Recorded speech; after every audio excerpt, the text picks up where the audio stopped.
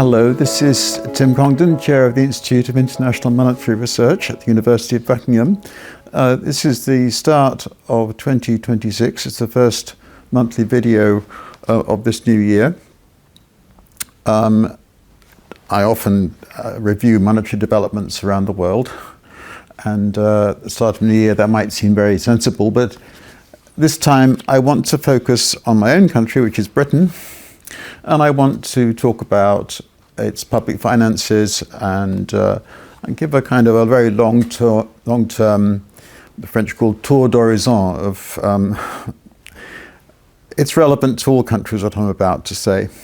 Essentially, I'm going to argue that all nations should, certainly Britain, should pursue a balanced budget rule.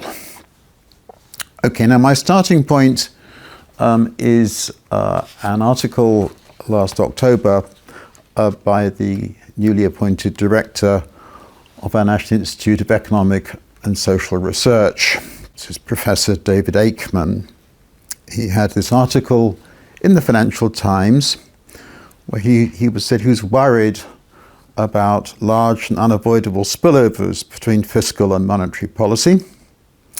And in his view, we needed a formalized Treasury Bank of England protocol. The debt's too big, some of it may be monetized. Of course, it's too high monetary growth, you get inflation, and so on.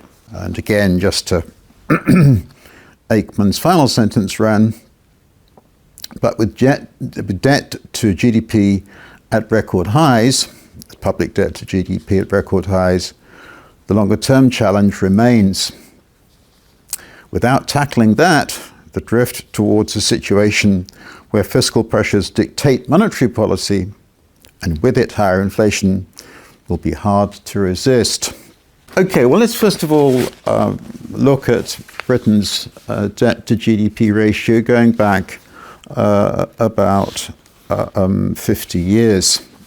Coincides curiously with my own career, more or less, as a macroeconomic commentator. You can see in the first bit more than a half of this chart that debt to GDP ratio was mostly falling and was typically under 40% of GDP. And then in the second kind of 40% of the chart, it soars two steps, one big one, and then a small one more recently. And so now we've got debt approaching the level of GDP. Putting this into actual figures, the debt to GDP ratio was 40% or so in 1981, 36% in 2007, and last year it was almost 95%. And that's the debt. There's also the problem of servicing the debt, paying interest on the debt, and may I just say, of raising tax revenue to cover the debt interest. I'll talk about that a bit more shortly, but that debt interest to GDP ratio got a somewhat different history from the debt to GDP ratio. You can see that, in fact, there were very high levels in the 1970s and 1980s, getting on for 5% of GDP. And that was because even though the debt was low, we had rapid inflation then, we had high nominal interest rates because of the inflation, and therefore we had this debt to interest at almost 5% of GDP for some years there. And then again, debt to interest GDP takes off, like debt to GDP itself, after 2007, or 3 or 4 years after 2007, and then again more recently. For a nation to have a large debt on which it then has to pay interest, and then has to collect tax to pay the interest, this is all balmy. Plainly, the tax to pay the debt interest has all the disincentive effects of any taxation. And all the debt interest does, this isn't spending on schools and hospitals, it's not on good things, it's just a redistribution between the population. Possibly, of course, if foreigners own the debt, it involves payments to foreigners. May I just point out that there are some nations like Singapore, Hong Kong, and so on that actually have national credits. The state has a credit. Not in their cases because by the way of natural resources, they just had years and years of surpluses. They are happy nations financially. They're happy nations economically. Having a national credit doesn't do any harm. Debt interest is the stupidest form of public expenditure and should be minimized. You can see here in this chart that debt interest hasn't been, as I've just said, hasn't taken off in the way that the debt has. That's because we have lower interest rates today than in the 70s and 80s. But it's pretty clear that if interest rates went back up to where they were in the 70s and 80s, the present situation would be totally unsustainable. If we had interest rates, gilt yields, again up into double digits, with the debt at 95% of GDP, debt interest would be 10% of GDP and be going the way of Greece in the early 2010s and Latin America through much of its history. It's a stupid situation to get into. Now, it's very important here, clearly, to keep the confidence of financial markets and to keep bond yields down, persuading people that the debt will eventually come under control. And can I just say in this context that some statements by British politicians are in this context very irresponsible. There's a chap called Andy Burnham, who's Mayor of Greater Manchester and is a possible contender for the leadership of the Labour Party. And he said, again last autumn in a magazine, in an article in New Statesman interview, we've got to get beyond this thing of being in hock to the bond market.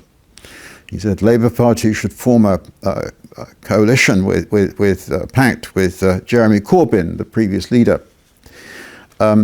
This sort of thing makes it more likely that gilt yields will rise, possibly back up towards the kind of figures we had in the 70s and 80s. In the 70s we had another Labour government, and that then jeopardising the control of the public finances. When things get very difficult, when the debt interest ratio does reach these high levels, 5% of GDP, and when the Treasury does its medium-term analyses, unless the debt is controlled or the interest rates stay down or something, there's this risk of a doom loop, kind of what I call a debt whirligig, where the debt rises, the debt interest rises, the debt is part of public spending, the extra public spending causes the deficit to rise further, and the thing gets wildly out of control. And at this point, one has to say, happily, at least in the UK, there's always been a change of direction. And we've had these two turning points in the UK in the period under review during my career. One was in the early 80s, and the other was in 2010, 2011. The first turning point was to some extent because of changes in elite opinion, changes in how views among the key people, Treasury and elsewhere, about how the economy should be run. I was involved in these debates, by the way, and some of the changes of approach were called monetarism.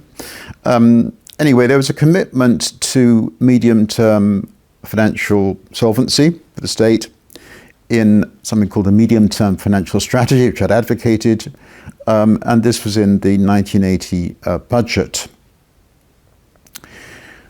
We had a recession at that time. Despite there being a recession, there were large tax increases in the 1981 budget. The effects of those tax increases were to reduce the deficit for some years ahead. Also, we had the accidental benefit of higher tax revenues from North Sea oil, which at that point was coming on stream. And so Britain managed to change course, bring the debt down, bring debt interest down.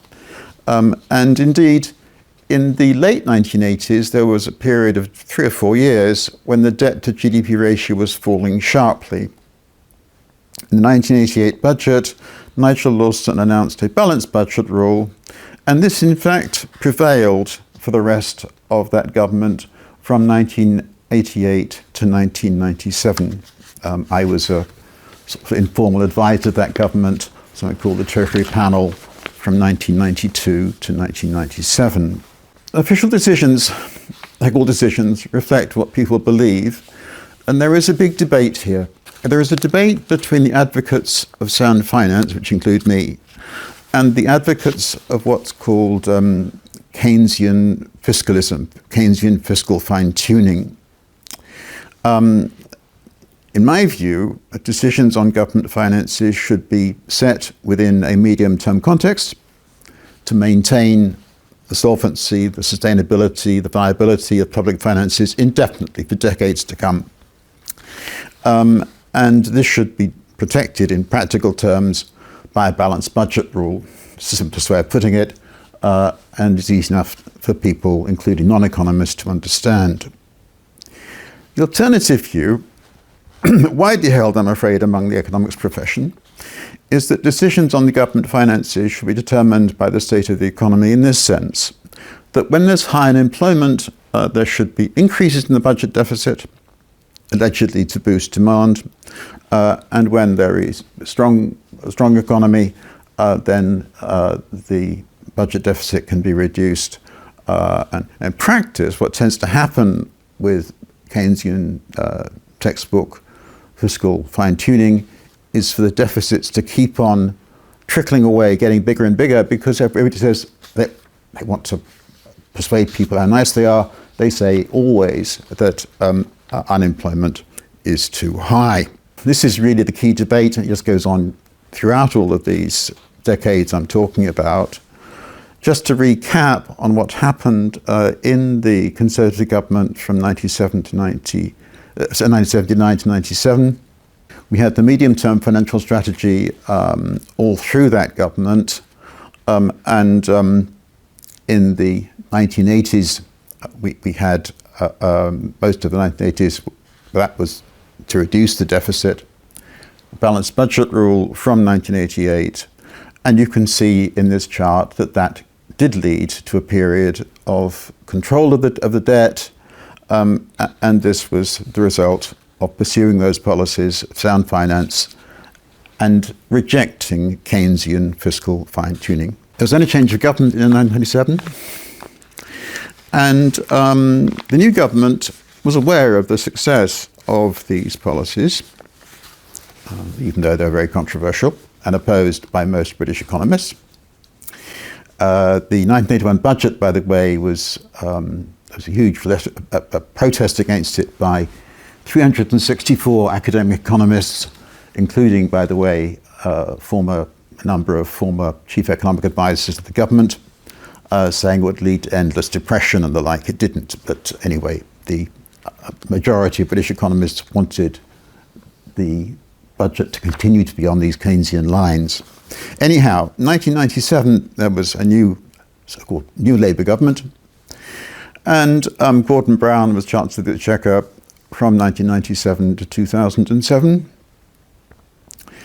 And at the start of the government, two of his colleagues, Ed Balls, who was the chief economic advisor at that time, and Gus O'Donnell, a civil servant, head of the government's economic service, devised some apparently new rules.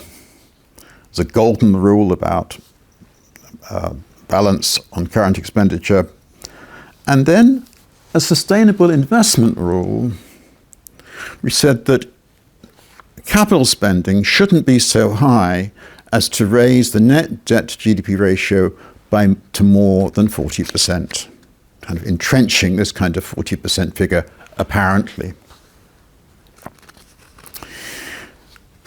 Now, these new rules are really just a reformulation with different phrases of what New Labour had inherited from the previous government, which was this balanced budget rule, very simple. Anyway, the framework continued until 2007, when there was a great financial crisis, Great Recession, big falls in GDP. Didn't last very long, but quite big falls in GDP in late 2008 and 2009. And crudely, bluntly, the rules were abandoned. I've got here a quote from a Treasury document by a civil servant called Dominic Webb. Unemployment's now past, this is of April 2009, unemployment's now past the 2 million mark. Levels of government borrowing and debt were, in 2008, already high by historical standards. But the next budget, this is talking about April 2009, is also likely to set out whether the Treasury believes a further fiscal boost to the economy is needed. In other words, they've gone straight back to Keynesian textbooks, Keynesian fiscal fine-tuning. And according to the IMF's database, the government deficit after cyclical adjustment rose by 1.9% of GDP in 2008 and 1.5% in 2009. Total contrast to 1981 budget, very much in line with sort of advice that you get from most British economists. And that was when the debt-to-GDP ratio exploded. This was really an intellectual change. It reflected what, as I say, the advice from the bulk of British economists, reflected, by the way, this is just two books at the time, one by Keynes's biographer, Robert Skilsky, called Keynes, The Return of the Master, published in 2009 when all this fiscal expansionism, so-called, was going on. May I just say it did nothing. All this huge increase in deficit didn't boost the economy. The critical thing was the turning around of monetary growth, the dropping of interest rates at that time to benefit economic activity, and indeed quantitative easing did turn the economy around. And the other one, by a chap called Lord Eatwell, 2011, a bit after these events, the fall of Keynesianism, and then its rise again at the time of the great financial crisis, as they saw it. Two turning points, one in the 80s, one in 2010. The one in 2010 was simply to get that debt interest ratio down, to stop it rising. In the event that the Conservative government from 2010 to 2024 was very lucky in one respect, that interest rates, bond yields collapsed in that period, and that then, in association with measures to at least to stabilize the debt-to-GDP ratio, meant that the debt interest ratio fell.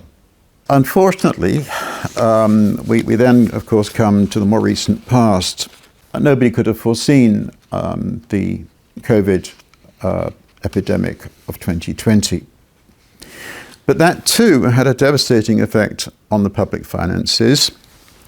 Unlike Sweden, which didn't have lockdowns, Britain, copied most other European countries, did have lockdowns. It's a big interruption to output, loss of tax revenue, helped various kinds, helped furlough payments and so on. And so the debt to GDP ratio rose again. I just say here that part of the reason why the increase in debt to GDP wasn't even larger was because of inflation. The inflation of 2021 and 2022, which followed the monetary expansion, in particular, of 2020, to some extent early 2021. I remember 15% growth of broad money reported annual figure in February 2021. That wiped out some of the real value of the debt. All right? This tension between control of the public finances and keeping inflation down. Anyway, we now come to what I hope is a third turning point, and that public policy will, on a more sustained, more committed basis, return to sound finance and reject Keynesian fiscal fine-tuning. I just say, coming back to Professor Aikman, that this has been a reflection over 50 years of Britain's public finances, ups and downs and comings and goings and crises and periods for stability. I can remember in the early 1970s when the National Institute of Economic and Social Research was advocating drastic fiscal expansion, large increases in the deficit, large increases in debt implied by that. to boost the economy, so they thought, accompanied by price and incomes policies to control inflation. It was a disaster. And can I just say one thing in terms of what I suspect Professor Aikman will think what I'm saying is a bit simple-minded. Let me give you one strong commendation that you've moved on from the kind of rubbish that we heard from the Keynesians in the early 1970s. Thank you.